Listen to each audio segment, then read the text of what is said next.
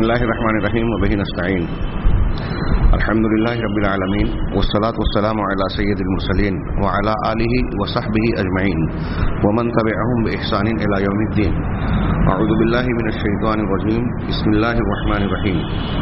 الله لا إله إلا هو الحي القيوم لا تأخذه سنة ولا نوم له ما في السماوات وما في الأرض من ذا الذي يشفع عنده إلا بإذنه يعلم ما بين أيديهم وما خلفهم ولا يحيطون بشيء من علمه إلا بما شاء وسع كرسيه السماوات والأرض ولا يؤوده حفظهما وهو العلي العظيم.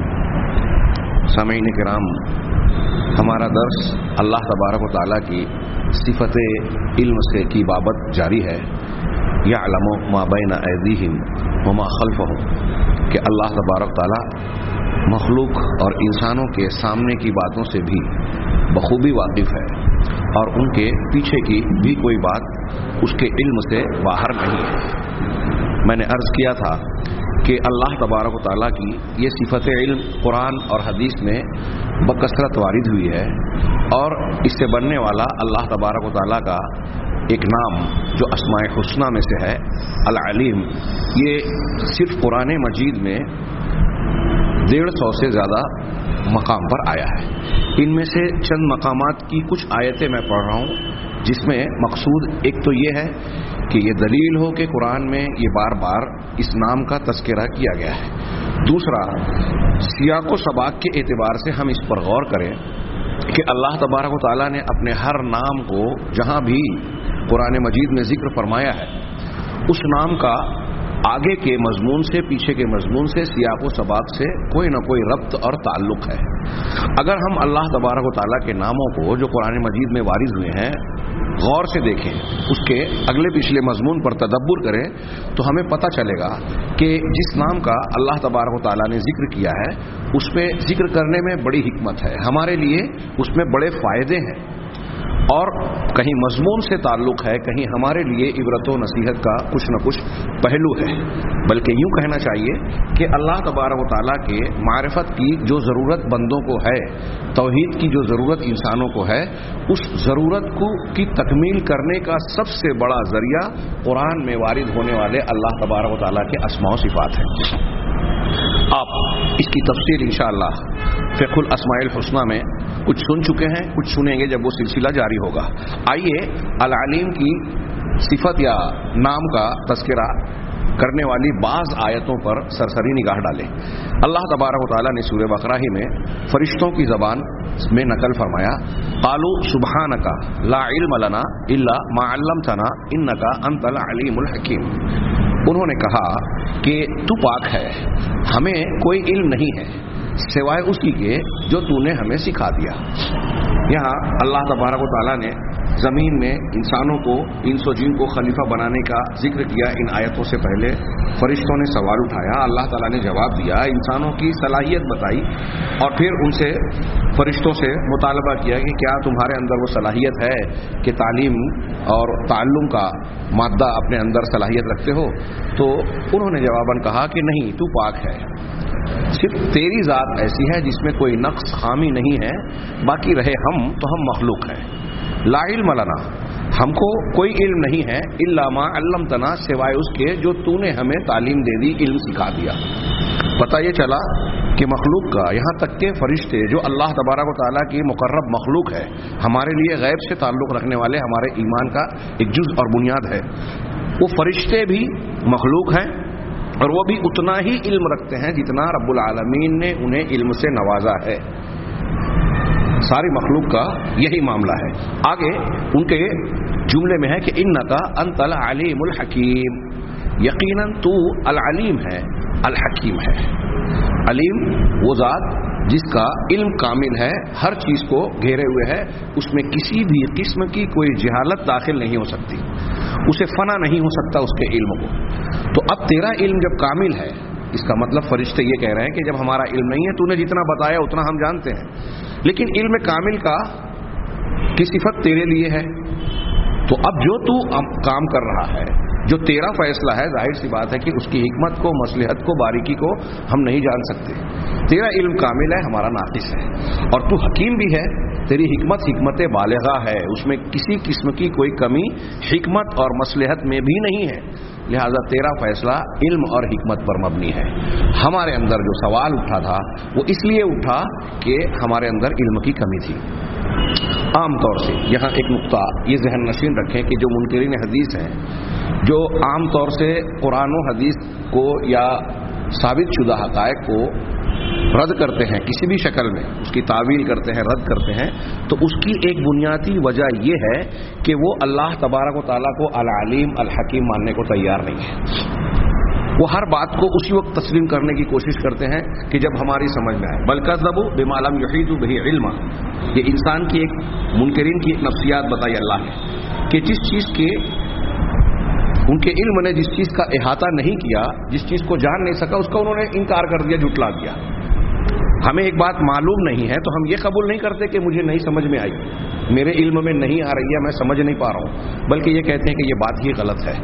یہ انسان کی نفسیات ہے. کہیں کہیں یہ بات درست ہو سکتی ہے، لیکن حق کے سلسلے میں خاص طور سے اگر اللہ اور رسول صلی اللہ علیہ وسلم کی طرف سے کوئی بات آئی ہے تو اس انسان کو یہ یقین رکھنا چاہیے کہ ان کی طرف سے آنے والی بات اگر صحیح سند سے ہے تو غلط نہیں ہو سکتی.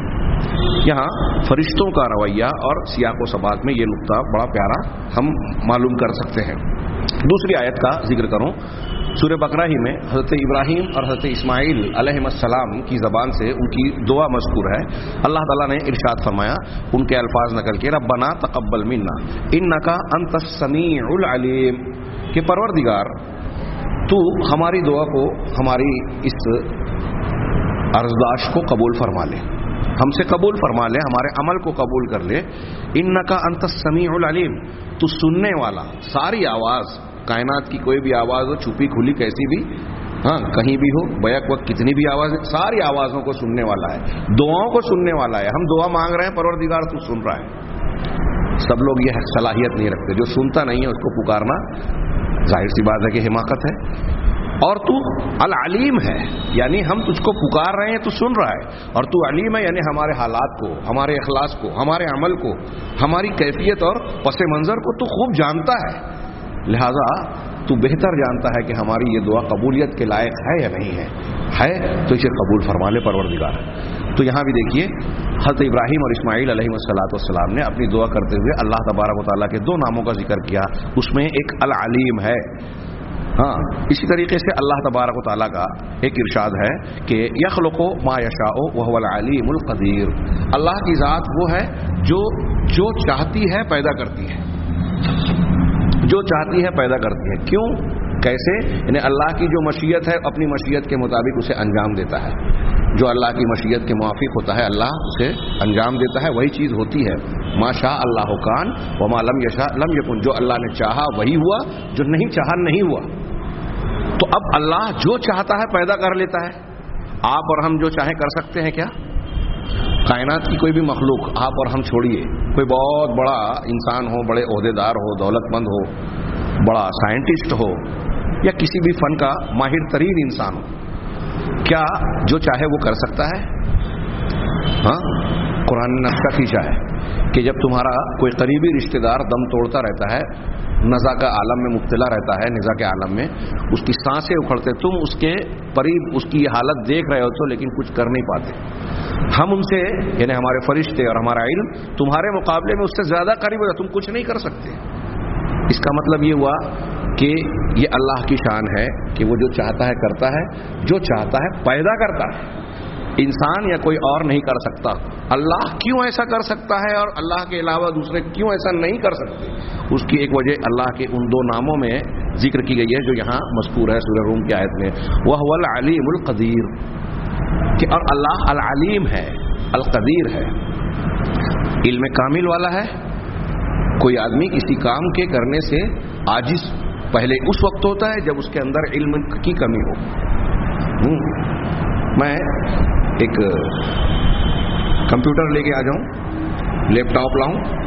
میں نے پہلے کبھی لیپ ٹاپ دیکھا نہیں ہے، اس کو آپریٹ کرنے کا طریقہ، اس کو استعمال کرنے کا طریقہ مجھے کسی نے بتایا نہیں ہے، تو میں چونکہ اس کے استعمال کا علم نہیں رکھتا، اس لیے میرے لیے ناممکن ہے کہ میں اس کو استعمال کر لوں، سیکھنا پڑے گا۔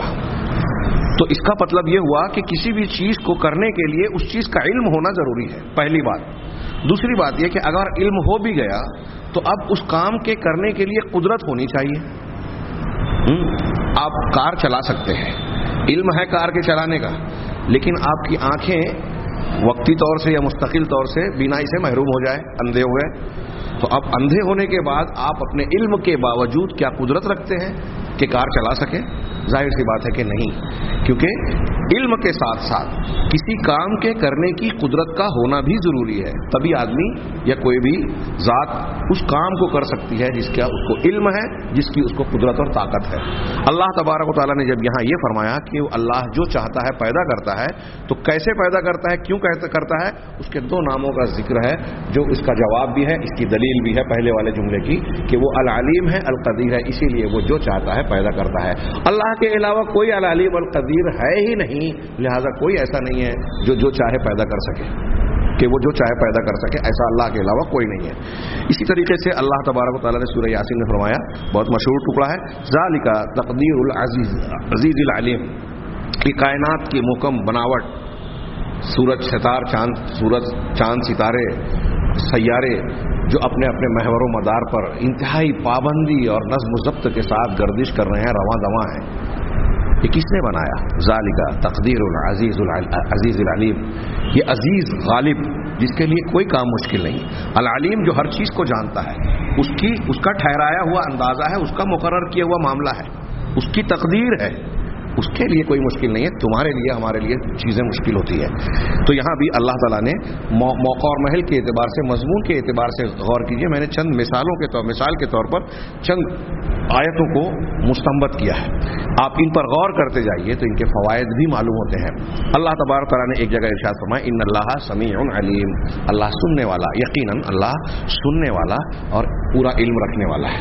کوئی اور ہے جو آپ کی پکار کو، آپ کی دعا کو، آپ کی ضرورت کو جب آپ چپکے سے دل میں بولیں، رات کی تاریکی میں آپ اٹھ کے 2 رکعت نماز پڑھتے ہیں، تہجد کی 4 رکعت 6 رکعت، اور دل میں گڑگڑاتے ہیں پروردگار کے جناب میں، آپ کو یہ یقین ہے کہ آپ کی دل کی آواز بھی پروردگار سن رہا ہے، کیا کوئی صاحب قبر، کوئی بزرگ، کوئی پیر، کوئی نبی آپ کی اس چھپی آواز کو، اس میں موجود اخلاص کو جان سکتا ہے؟ ایک آدمی دعا کر رہا ہے، اگر آپ نے آواز سن بھی لی تو کیا پتہ ہے آپ کو، آپ سمجھ سکتے ہیں کہ وہ اخلاص کے ساتھ پکار رہا ہے اللہ کو، یا اس کے اندر ریاکاری نمود ہے؟ اللہ تبارک و تعالیٰ سننے والا ہے، جاننے والا ہے، یعنی وہ یہ بھی آواز بھی سن رہا ہے اور اس کی حقیقت کو، اس کے جذبے کو، اس کی نیت کو، اس کے سارے معاملات کو بھی جانتا ہے، لہذا وہی اس لائق ہے کہ اس کو پکارا جائے۔ اسی طریقے سے اللہ تبارک و تعالیٰ نے اپنے علم کی کشادگی کو بیان کرتے ہوئے ذکر کیا قرآن کی کئی آیتوں میں، مثال کے طور پہ سورہ انعام میں فرمایا، وَسِعَ رَبِّي كُلَّ شَيْءٍ عِلْمًا أَفَلَا تَتَذَكَّرُونَ، میرے رب نے ہر چیز کو علم کے اعتبار سے گھیر رکھا ہے۔ وسعہ وسعت اور کشادگی کے معنی میں، یہاں ہم ترجمہ کر رہے ہیں گھیر رکھا ہے، یعنی ہر چیز کو کشادہ ہے، ہر چیز پر چھایا ہوا ہے، ہر چیز کو گھیرے ہوئے ہے۔ علم کے اعتبار سے اللہ تبارک و تعالیٰ نے ہر چیز کو گھیر رکھا ہے۔ یہاں ان لوگوں کے اعتراض کا بھی جواب ہو رہا ہے جو یہ سمجھتے ہیں کہ اللہ تبارک و تعالیٰ ہر جگہ بذات ہے، ان کا یہ عقیدہ قرآن، حدیث، صحابہ، تابعین، طب تابعین اور تمام اہل سنت والجماعت کے متفقہ عقیدے کے خلاف، اہل بدعت کے موافق ہے، غیر مسلموں اور ہندوؤں کے موافق ہے، جو یہ کہتے ہیں کہ اللہ تعالیٰ بذات ہر جگہ ہے، لوگوں میں حلول کرتا ہے، یا وحدت الوجود کا عقیدہ مانتے ہیں۔ نہیں، اللہ تبارک و تعالیٰ کا علم سب چیزوں کو گھیرے ہوئے ہے، اور آگے ہم العلی العظیم جو آیت الکرسی کی آخری ٹکڑا ہے اس میں علو کی بحث پڑھیں گے تو وہاں یہ بتائیں گے کہ اللہ تعالیٰ بذات عرش پر مستوی ہے۔ تو اللہ نے ہر چیز کو گھیر رکھا ہے، کیا تم سمجھتے نہیں ہو، نصیحت نہیں پکڑتے؟ اب جب ہر چیز کو اللہ نے علم کے اعتبار سے گھیر رکھا ہے تو یہ شان کسی اور کی نہیں ہے۔ جب کسی اور کی نہیں ہے تو ڈرنا، خیال رکھنا، مراقبہ رکھنا، تقوی اور ڈر اختیار کرنا دل میں کس سے ہونا چاہیے؟ جو جانتا ہے۔ جو نہیں جانتا اس سے ڈرنا کیا؟ یہ انسان کی نفسیات بھی ہے۔ کہ گناہ سے اس وقت تک رکا رہتا ہے جب تک پہچاننے والی نگاہوں سے کے سامنے ہوتا ہے. جہاں پہچاننے والی نگاہوں سے چھپتا ہے آدمی فوراً گناہوں پر جری ہو جاتا ہے. ایسا دیکھنے میں آتا ہے. اسی لیے لوگ کہتے ہیں کہ تنہائی میں، سفر میں، رشتہ داروں سے ہٹ کر جب کسی آدمی کو خلوت میں اور گناہ کا موقع ملتا ہے، اس وقت اس انسان کا اصلی کردار اور اس کا باطن ظاہر ہوتا ہے، اصلیت سامنے آتی ہے، اصلی چہرہ بے نقاب ہوتا ہے. اب اگر اللہ تبارک و تعالیٰ کے تعلق سے انسان کے ذہن و دماغ میں یہ رچا بسا ہو کہ وہ ہر چیز کو اس کا علم گھیرے ہوئے ہے، تو اس کا باطن بھی، اپنا باطن بھی بندہ ویسا ہی بنانا چاہے گا جیسا ظاہر ہوگا. کہ میں اگر ظاہر میں اچھا ہوں تو میرا باطن بھی بہتر ہونا چاہیے، کیونکہ میں اندر سے بھی اللہ سے چھپا ہوا نہیں رہ سکتا. اسی طرح اللہ تبارک و تعالیٰ نے فرمایا ربنا وسعت کل شیء رحمتا وعلما، کہ پروردگار تو نے ہر چیز کو رحمت، مہربانی اور علم کے اعتبار سے گھیر رکھا ہے. غالباً یہ سورہ غافر کی، سورہ مومن کی آیت ہے، یہ فرشتوں کی زبانی ہے غالباً، کہ وہ کہہ رہے ہیں کہ تو نے ہر چیز کو اپنی رحمت اور مہربانی کے ذریعے سے گھیر رکھا ہے. اور علم کے اعتبار سے اللہ کی رحمت ہر ایک کو اپنے دامن میں سمیٹے ہوئے ہے، اسی طرح اللہ کے علم کے دائرے میں سب کچھ سمٹا ہوا ہے. یہاں ایک نقطہ بتاؤں. ایک لمبی بحث میں علامہ ابن قیم اور دوسرے علماء نے بڑی پیاری ایک بات یہ بھی کہی. جو لوگ اللہ کی صفت علم کا انکار کرتے ہیں، جیسے معتزلہ ہیں، روافض ہیں، قدریہ ہیں، اسی طرح فلاسفہ میں ابن سینا اور یہ جو بڑے بڑے فلاسفہ جن کا ہم ڈاکٹر اور طبیب کے اعتبار سے نام لیتے ہیں نا، فارابی، ابن سینا، ارسطو تو خیر یونانی تھا، یہ اسلامی دور کے یہ فلاسفہ، یہ بھی اللہ تبارک و تعالیٰ کی صفت علم کا کسی نہ کسی شکل میں انکار یا تعویل کرتے ہیں. تو ان کے جوابات اہل علم نے مختلف طریقے پہ دی اور کہا کہ جو انکار کرتا ہے وہ صریح آیتوں، حدیثوں، عقل، نقل سب کا انکار کرتا ہے. ایک چیز اور بھی انہوں نے بڑی پیاری بیان کی کہ کئی اعتبار سے اللہ تبارک و تعالیٰ کی صفت علم ان الفاظ کے علاوہ سے بھی ثابت ہو رہی ہے. مثال کے طور پہ ہم یہ کہتے ہیں کہ اللہ الرحمن الرحیم ہے، الرؤوف الرحیم ہے، اللہ رحمت کرنے والا ہے. اب اللہ تعالیٰ رحمت کا برتاؤ کرتا ہے، کس کے ساتھ کرتا ہے اللہ تعالیٰ رحمت کا برتاؤ؟ اس کے ساتھ رحمت و مہربانی کا معاملہ کرتا ہے. اسی طرح اللہ شدید العقاب ہے، سخت سزا دینے والا. کس کو سزا دیتا ہے؟ ایسے ہی دے دیتا ہے بغیر جانے، غصے میں آیا تو سزا دے دیا، خوش ہوا تو انعام دے دیا. ایسا دنیا کے بادشاہوں یا انسانوں کے جذباتی انسانوں کی طرح اللہ کا معاملہ ہے، نہیں. اللہ تعالیٰ اسے انعام سے نوازتا ہے جو انعام کا مستحق ہے، اس کو اپنی رحمت میں جگہ دیتا ہے جو رحمت کا حقدار ہے. عذاب کا میں گرفتار ان کو کرتا ہے جو عذاب کے حقدار اور مستحق ہے. اب عذاب کا حقدار کون ہے، رحمت کا مستحق کون ہے، یہ کیسے پتہ طے ہوگا؟ یہ علم کی بنیاد پر طے ہوگا.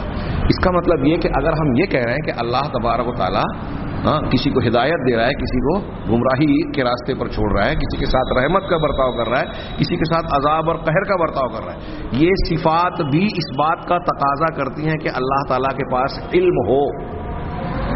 علم نہیں ہوگا تو ظاہر سی بات ہے کہ آپ جس کے ساتھ اچھا سلوک کرنا چاہیے اس کے ساتھ برا کر رہے ہیں، جس کے ساتھ برا سلوک کر رہے ہیں. اگر آپ ماں باپ کا حق ادا کرنا چاہتے ہیں تو اس کے لیے پہلی شرط یہ ہے نا کہ ماں باپ کو آپ پہچانے جانیں. اب یورپ کے بہت سارے ایسے آج کل اولاد پائی جاتی ہے جن کو پتہ ہی نہیں کہ میرے ابا کون ہے، میرے والد کون ہے. تو جب اس کو والد کا علم نہیں ہے تو باپ کا حق کسے ادا کرے گا؟ تو حق ادا کرنے کے لیے پہلے ضروری ہے کہ علم ہو. تو اللہ تبارک و تعالیٰ کا بندوں سے جو بھی معاملہ قرآن و حدیث میں اور اللہ کے ایسے نام اور صفات کا جہاں بھی تذکرہ ہے جس کا تعلق مخلوق سے اللہ کے معاملے کا ہے، وہاں ان تمام مقامات پر اللہ تبارک و تعالیٰ کے علم کا اس بات بھی ہوتا ہے دوسری صفات کے ساتھ. یہ بڑا پیارا نقطہ علامہ ابن قیم رحمہ اللہ اور دوسرے لوگوں نے بیان کیا. اسی طرح اللہ تبارک و تعالیٰ نے اپنے علم کا احاطہ بھی بیان کیا کہ ہر چیز کو گھیرے ہوئے ہے. جو ہم آیت پڑھ رہے ہیں اور آگے کا حصہ سورہ آیت الکرسی میں جو ہے وَلَا يُحِيطُونَ بِشَيْءٍ مِّنْ عِلْمِهِ إِلَّا بِمَا شَاءَ، اس سے بھی ثابت ہوتا ہے. اور قرآن میں کئی مقامات پہ ہے ان اللہ بما يعملون محیط، اللہ تمام لوگوں کے، جو لوگ انسان جو بھی عمل کر رہے ہیں ان سب کو گھیرے ہوئے ہے.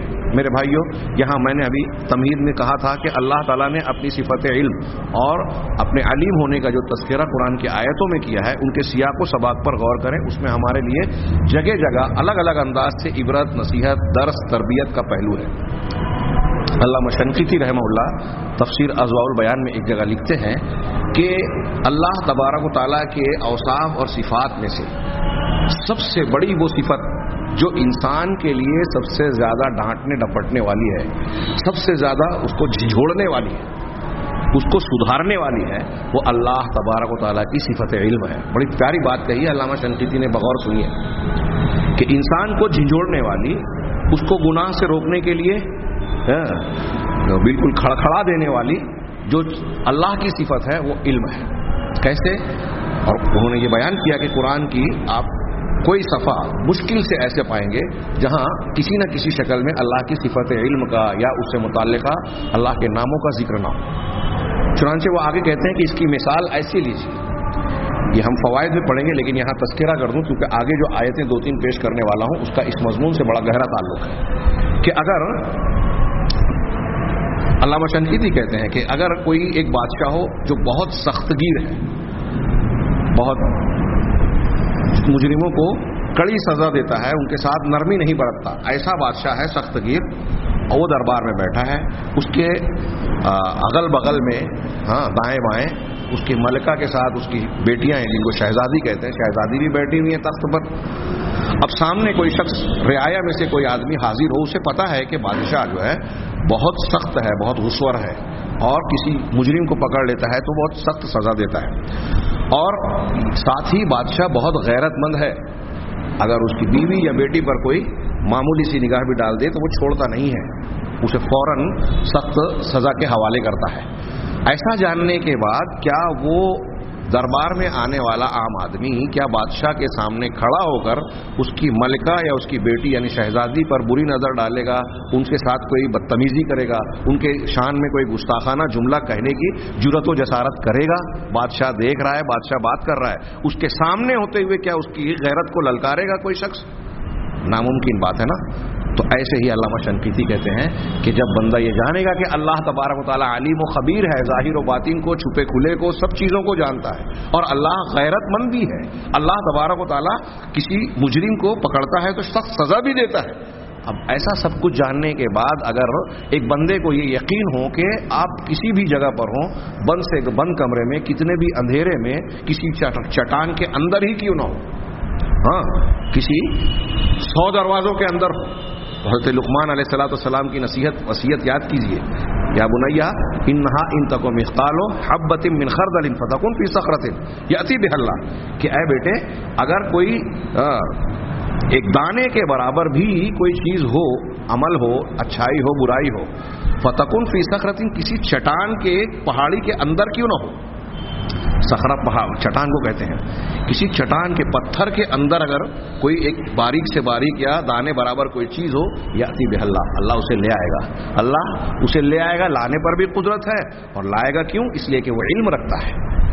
تو یہ تربیت کا حضرت لقمان علیہ السلام نے اپنے بیٹے کو جو تربیتی چیزیں بتائیں، آپ اور ہم اچھی طرح سن لیں، میں درمیان میں بتا رہا ہوں، یہ فوائد میں بتانے والی گفتگو تھی کہ اپنے بچوں کی جب تربیت کریں، سکھائیں تو ابتدا توحید سے کرنی چاہیے، اور بار بار مختلف موقعوں پر ہمیں یہ بتانا چاہیے بچوں کو کہ اللہ ہمیں دیکھ رہا ہے، اگر ہم غلط کام کریں گے تو اللہ پکڑے گا، عذاب دے گا، قبر میں بھی، آخرت میں بھی، اور اس کا عذاب بڑا دردناک، بڑا خوفناک اور اذیتناک ہے۔ یہ بچوں کے ذہن و دماغ میں ڈالنا چاہیے، ڈرانا چاہیے تو اللہ سے ڈرانا چاہیے، اس کے عذاب سے ڈرانا چاہیے، بھوت پریت فلاں اور فلاں سے نہیں، کسی مخلوق سے نہیں۔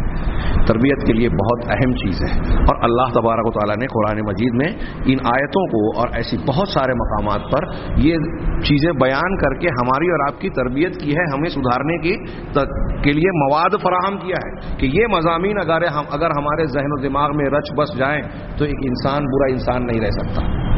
بڑی پیاری بات ہے۔ علامہ شنقیطی ہی نے، علامہ ابن رجب نے ایک واقعہ نقل کیا ہے جس کو دو طریقے سے شیخ عبدالرزاق نے ذکر کیا اپنی کتاب میں، دو الگ الگ مقام پر۔ وہ کہتے ہیں کہ ایک شخص نے گھر کے سارے دروازے بند کر دیے، ایک عورت تھی اور اس کو دیکھا کہ میں اکیلا ہوں، موقع مل رہا ہے اس کے ساتھ زیادتی گناہ کرنے کا، اس نے سارے دروازے بند کر لیے۔ اس کے بعد اس آدمی نے پوچھا اس عورت سے کہ کیا کوئی دروازہ کھلا رہ گیا ہے، کوئی راستہ ہے؟ کہا ہاں۔ کہا کون سا دروازہ کھلا ہے؟ کہا رب العالمین کا، جس کے علم سے کوئی چیز کسی بھی دروازے سے، کسی بھی دروازے کو کتنے بھی دروازے بند کر لینے کے بعد کوئی چیز اس سے چھپتی نہیں۔ یہی واقعہ دوسرے انداز میں یا دوسرا واقعہ ہو، علامہ ابن رجب نے ذکر کیا کہ ایک چٹیل میدان میں ایک مرد نے ایک عورت کو اکسایا گناہ کے لیے، اس نے انکار کیا، مومنہ خاتون تھی، تو مرد نے کہا کہ آؤ موقع ہے، ہاں ہمیں ان کواکب یعنی ستاروں کے علاوہ کوئی اور دیکھنے والا نہیں ہے. تو اس عورت نے جو مومنہ تھی، اللہ تبارک و تعالیٰ کی صفت علم پر ایمان رکھتی تھی، اس نے جواب دیا فَأَيْنَ مُكَوْكِبُهَا، تم کہہ رہے ہو کہ صرف ستارے دیکھ رہے ہیں، ان ستاروں کو بنانے والا، پیدا کرنے والا وہ کہاں گیا؟ کیا وہ نہیں دیکھ رہا ہے؟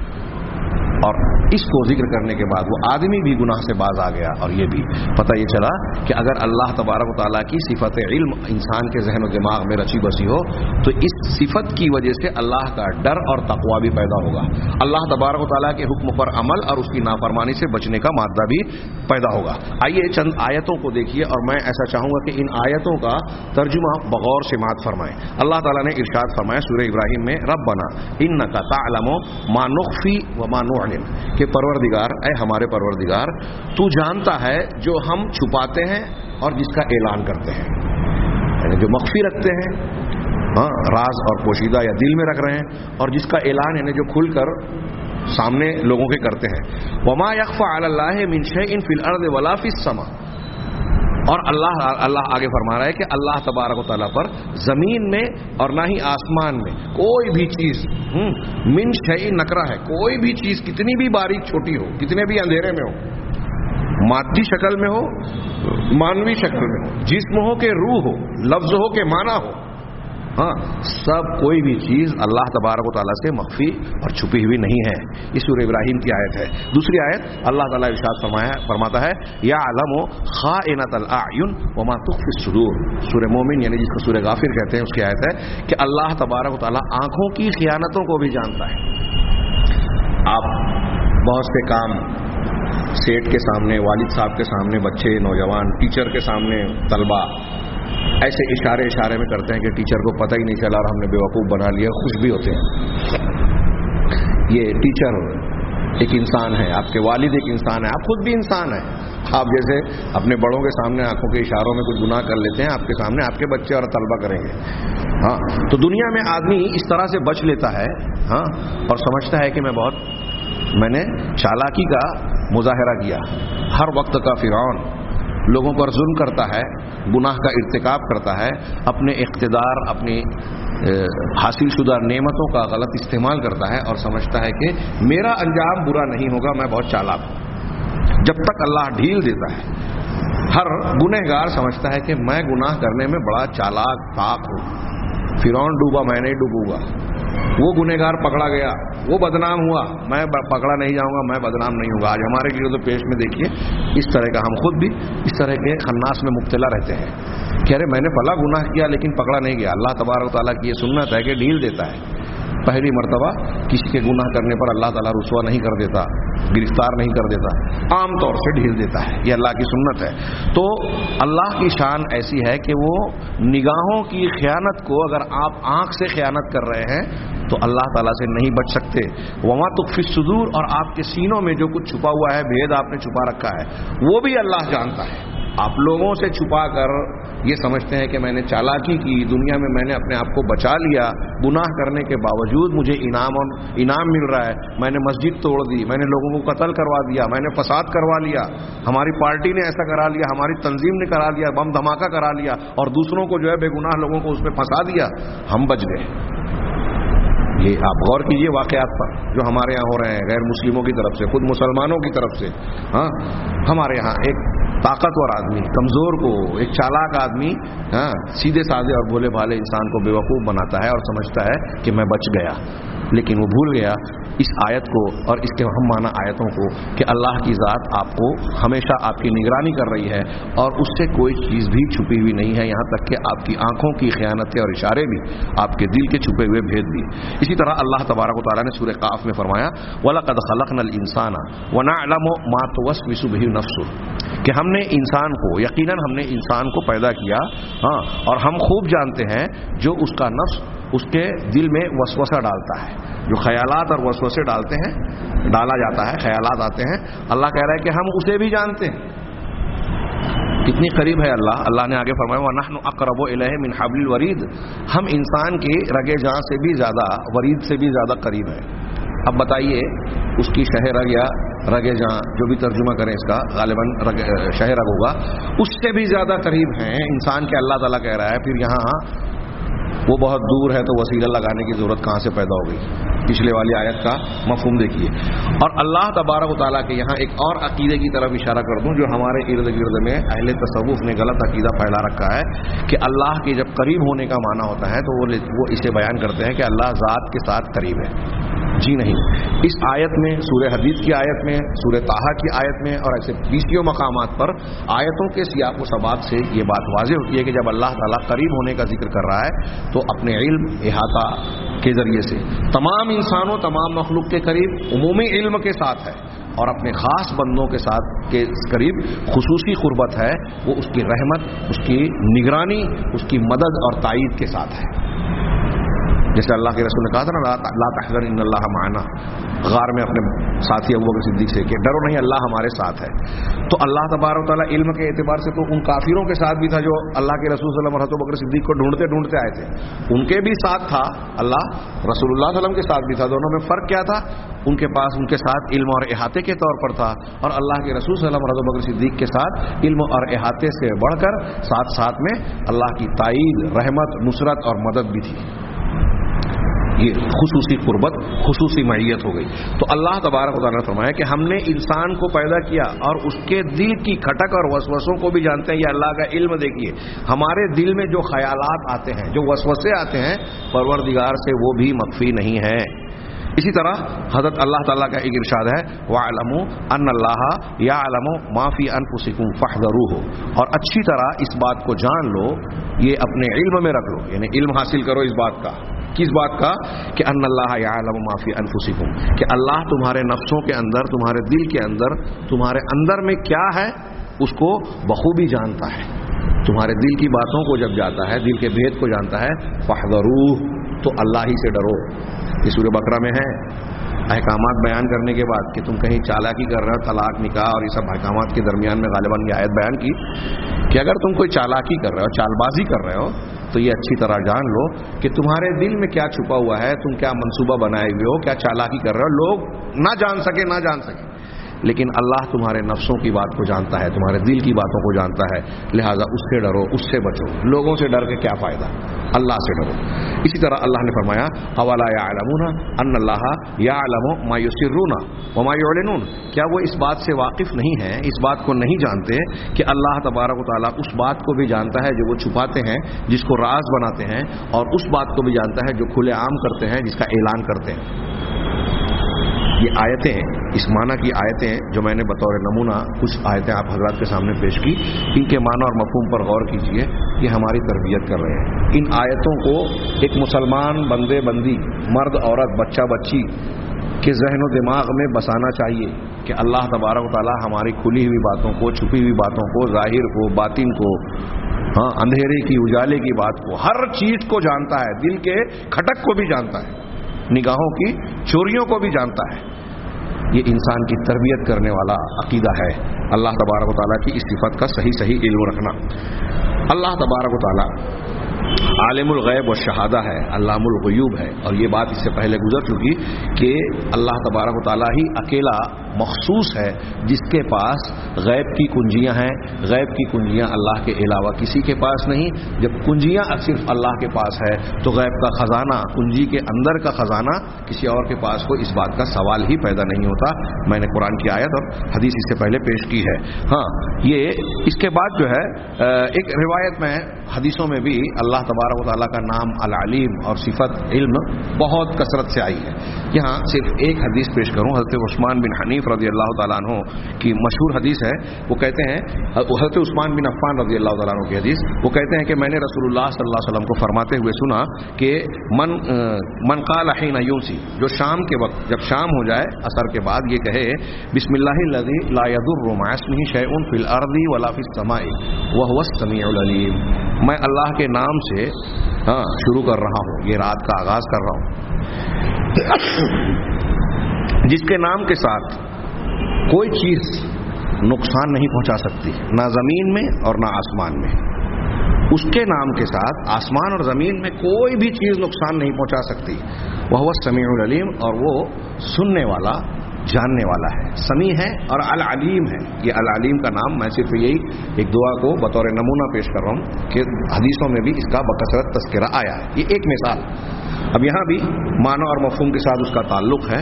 اللہ کے رسول نے فرمایا جو شخص شام کے وقت 3 مرتبہ یہ کلمات کہے گا تو صبح ہونے تک کوئی اچانک بلا اس کو اپنے لپیٹ میں نہیں لے سکے گی۔ اسی طریقے سے اگر صبح کے وقت کوئی شخص یہ 3 مرتبہ یہ کلمات کہے گا تو شام ہونے تک کوئی بلا اچانک اس کو اپنے گرفت میں نہیں لے سکے گی، کوئی ایسی مصیبت نہیں آئے گی۔ تو یہ ایک حدیث کی میں نے مثال بیان کی۔ اللہ تبارک و تعالیٰ کے نام العلیم کی تھوڑی سی تشریح مزید کر کے بات کو ہم سمیٹتے ہیں کہ اس نام کی تشریح کرتے ہوئے علامہ شیخ سعدی حافظ رحمہ اللہ تفسیر سعدی میں نہیں، ایک دوسری کتاب ان کی ایک کتاب ہے کیا نام ہے الحق الواضح المبین، اس میں وہ بیان کرتے ہیں کہ العلیم المحیط علمہ بکل شیء، اللہ کی ذات العلیم ہے۔ تو اللہ کی ذات علیم ہے، اس کا معنی کیا کہ ہر چیز کو اس کا علم گھیرے ہوئے ہے۔ اب یہ ہر چیز کیا ہے، میں شیخ سعدی کی ان الفاظ کو بیان کرنے کے لیے میں نے یہ ان کی عبارت نقل کی۔ وہ کہتے ہیں کہ واجبات ہوں، ممتنعات ہو یا ممکنات ہوں۔ ظاہر سی بات ہے کہ یہ اصطلاحی چیزیں بہت سے لوگوں کی سمجھ میں نہیں آئے گی، آگے وضاحت کر رہا ہوں۔ واجبات کم سے مراد ہم اپنے الفاظ میں کہیں کہ وہ چیز جس کا علم لازمی ہے، جو بغیر جانے اس کو چارہ ہی نہیں ہے، یعنی وہ چیز اس کا وجود بھی لازم ہے، وہ نہ ہو ایسا ہو ہی نہیں سکتا، واجب ہے، فرض ہے اس کا ہونا، اس کا موجود ہونا لازمی ہے۔ اور ممتنع وہ جو ناممکن ہے، جو موجود ہی نہیں ہے، اور ممکن وہ جو ہو بھی سکتی ہے اور نہیں بھی ہو سکتی ہے۔ اللہ تبارک و تعالیٰ کی ذات کا ہونا واجب ہے۔ مخلوق کہیں نہ کہیں سے شروع ہوئی، اللہ کہیں سے شروع نہیں ہوا، ہمیشہ سے ہے۔ اگر اس کی کہیں سے شروعات ہوتی مانتے تو یہ مانتے کہ وہ بھی مخلوق ہے، اس کو پھر مخلوق ہے تو کوئی اور پیدا کرنے والا ہے۔ اگر اس کو ہم مخلوق مان لیں تو اس کا پیدا کرنے والا کوئی، تو ایک ذات پہ جا کے معاملہ ایسا رکے گا جہاں یہ ماننا پڑے گا کہ اس کو کسی نے پیدا نہیں کیا، اور وہ اللہ کی ذات ہے۔ اللہ کی ذات کو کسی نے پیدا نہیں کیا، لم یلد ولم یولد، نہ وہ کسی کا بیٹا نہ کوئی اس کا بیٹا، وہ ہمیشہ سے ہے۔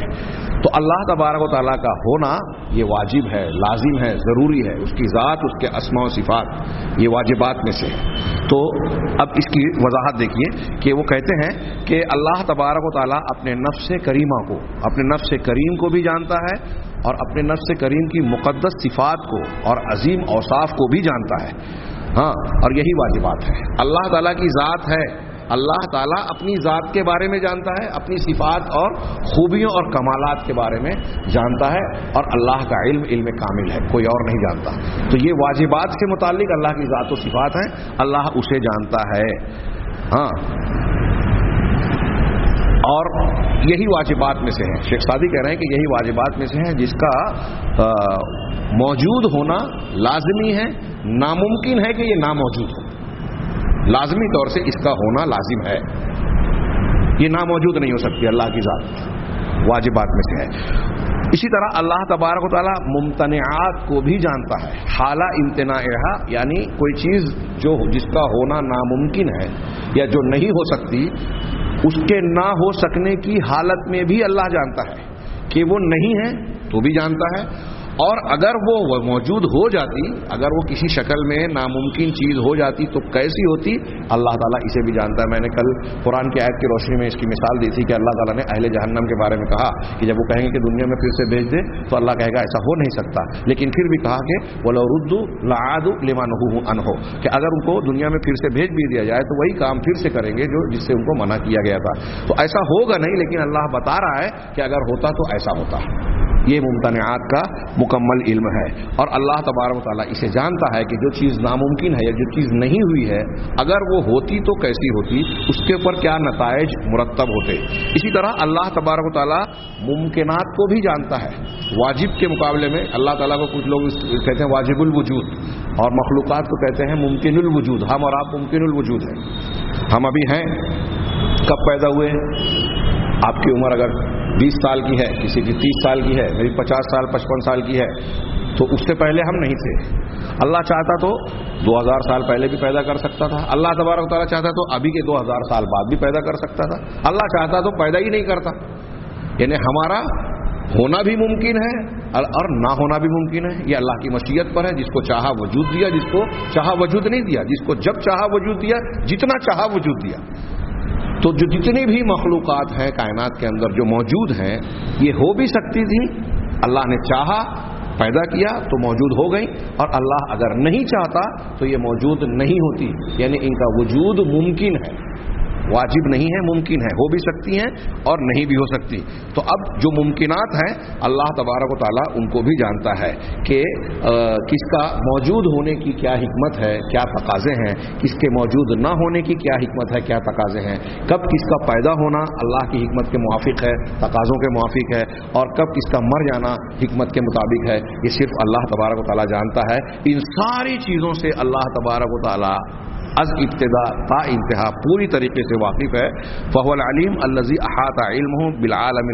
تو کہا کہ یہ اللہ تعالیٰ العلیم ہے جس کے علم نے اوپر والے عالم اور نیچے والے عالم, علوی اور سفلی, آسمانوں اور زمین اور تحت الثری, جتنی بھی چیزیں جہاں جہاں موجود ہیں ساری چیزوں کو اللہ تبارک و تعالیٰ کے علم نے گھیر رکھا ہے. نہ کوئی جگہ اللہ کے علم سے خالی اور باہر ہے, نہ کوئی زمانہ اللہ کے علم سے خالی اور باہر ہے. سب چیز اللہ کے علم میں گھرے ہوئے ہیں. اور وہ غیب اور شہادہ کو, چھپے اور کھلے کو بھی جانتا ہے, ظاہری چیزوں اور باطنی چیزوں کو بھی جانتا ہے, جلی اور خفی جو واضح چیزیں ہیں, جو مخفی چیزیں ہیں, ان تمام چیزوں کو جانتا ہے. یہ علامہ سعدی رحمہ اللہ نے العلیم کی تشریح کی ہے جو بہت پیاری اور خوبصورت ہے. یہاں ضمناً کچھ مسائل العلیم کے نام کے ساتھ لوگ ذکر کرتے ہیں. میں سرسری سے تذکرہ کروں کہ کچھ لوگ سوال کرتے ہیں کہ کیا العالم, علیم تو اللہ کا نام ہے, کیا عالم بھی اللہ کا نام ہے, کیا علام اللہ کا نام ہے, کیا اعلم جو اس میں تفضیل ہے وہ ہوا اللہ, ہم بولتے ہیں نا اللہ اعلم بالصواب وهو اعلم بالمهتدین, تو کیا یہ اللہ کے نام ہے؟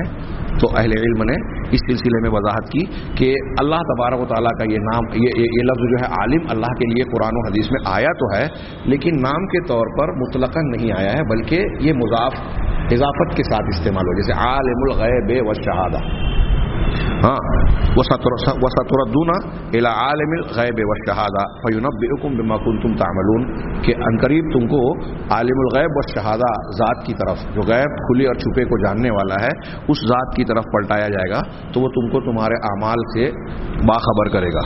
یہ سورہ توبہ کی آیت ہے. عالم الغیب والشہادہ قرآن مجید میں سورہ حشر کی آیت ہم نے پڑھی, اس میں بھی مذکور ہے. تو یہ پتہ چلا کہ علیم اللہ کا نام ہے اور عالم جو مطلقاً نہیں ہے. تو اگرچہ کہ لفظ عالم بھی اللہ کے لیے اضافت کے ساتھ استعمال ہوا, اور لفظ علیم جو ہے یہ زیادہ بلیغ ہے اور اس میں علم کی صفت کا معنی اور مفہوم زیادہ کامل انداز میں ثابت ہوتا ہے. اسی طریقے سے یہ سوال کہ کیا علام, کچھ لوگ عبدالعلام نام بھی رکھتے ہیں, کیا علام اللہ کے ناموں میں سے ایک نام ہے؟ تو اس کے بارے میں بھی علماء اہل سنت والجماعت نے کہا یہ علام فعال کے وزن پر مبالغے کا صیغہ ہے. تو اہل سنت والجماعت کہتے ہیں کہ یہ بھی مطلقاً قرآن میں حدیث میں وارد نہیں ہوا, بلکہ یہ بھی مقید اور اضافت کے ساتھ وارد ہوا ہے. الم یعلموا ان اللہ یعلم سرهم ونجواهم وان اللہ علام الغیوب, کیا وہ نہیں جانتے کہ اللہ تبارک تعالیٰ ان کے بھید کو اور ان کی سرگوشیوں کو, سب چیزوں کو جانتا ہے, اور یقیناً اللہ تبارک تعالیٰ علام الغیوب ہے, تمام غیبیات کو جو ہمارے لیے غیب ہیں ان تمام کو خوب جاننے والا ہے. تو یہ پتہ چلا کہ یہ بھی مطلقاً استعمال نہیں ہوا ہے. اسی طرح عالم کا لفظ قرآن و حدیث میں کئی مقامات پر ہے, تو لیکن اہل علم کہتے ہیں کہ عالم قرآن و حدیث کی نصوص میں مفرد طور پر اللہ کے نام کے طور پر استعمال نہیں ہوا, وارد نہیں ہوا ہے. عالم اس میں تفضیل کے طور پر اس کو استعمال ہوا ہے, اس کا استعمال ہوا ہے. علامہ ابن تیمیہ رحمہ اللہ بھی کہتے ہیں کہ یہ اس میں تفضیل کے طور پر آیا ہے, جیسے اللہ نے کہا وَرَبُّكَ أَعْلَمُ بِمَنْ فِي السَّمَاوَاتِ وَالْأَرْضِ, کہ اللہ آسمانوں میں جو لوگ ہیں اور زمینوں میں جو ہیں ان کو خوب جاننے والا ہے. اسی طرح قرآن نے ارشاد فرمایا کہ رَبُّكَ أَعْلَمُ بِمَنْ ضَلَّ عَنْ سَبِيلِهِ وَهُوَ أَعْلَمُ بِمَنِ اهْتَدَىٰ, ایک جگہ ہے وَهُوَ أَعْلَمُ بِالْمُهْتَدِينَ. ایسی اور بھی آیتیں ہیں. تو اس میں تفضیل کے طور پر ان کا استعمال تو کیا گیا ہے, یعنی کسی کے مقابلے میں کسی کا تذکرہ کرنا, یہ بطور نام کے تذکرہ نہیں ہوا.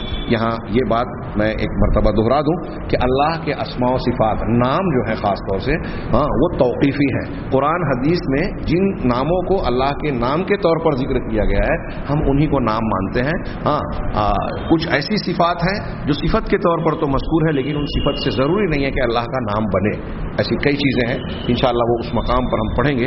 یہ قاعدہ اور اصول قرآن و حدیث کی بنیاد پر ہے, اور اللہ تبارک و تعالیٰ نے اپنے نام کے طور پر جن الفاظ کا, کلمات کا تذکرہ کیا ہے ہم انہی کو نام مانتے ہیں. بعض ناموں کے سلسلے میں تھوڑا سا اختلاف ہوا کہ اللہ کے لیے استعمال ہو. جیسے ابھی عالم جو ہم نے پڑھا, قدیم علماء میں سے ایک عالم ابن الوزیر گزرے ہیں, وہ عالم کو اللہ کا نام کہتے ہیں کہ قرآن میں, لیکن دوسرے جمہور علماء کہتے ہیں کہ یہ قرآن و حدیث میں اس میں تفضیل کے طور پر استعمال ہوا, بطور اللہ تبارک و تعالیٰ کے نام کے طور پر اس کا ذکر نہیں کیا گیا. اس کے بعد ہم ایک چیز اور سرسری سا تذکرہ کروں کہ جیسا کہ میں نے ذکر کیا تھا کہ اللہ کا نام العلیم ہے, علم رکھنے والا, کامل علم والا. اس کا ایک نام الخبیر ہے. تو لوگوں نے یہ بحث کی کہ دونوں میں کیا فرق ہے.